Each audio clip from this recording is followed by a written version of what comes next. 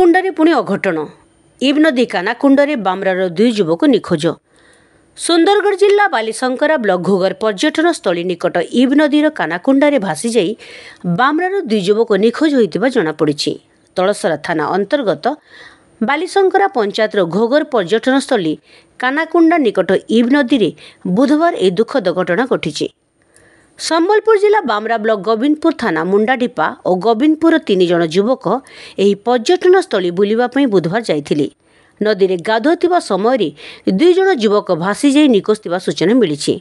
3 ଯୁବକ ମଧ୍ୟରୁ ଆକାଶ ସାହୁଙ୍କ ସାଙ୍ଗ 2 ଯୁବକ ରୋଶନ ପାସୱାନ 18 ବର୍ଷ ଓ ଜୟନାରାୟଣ ପାତ୍ର 20 ବର୍ଷ ନଦୀରେ ଗାଧୋଉଥିବା ସମୟରେ ଅଚାନକ ଭାସି ଯାଇଛନ୍ତି।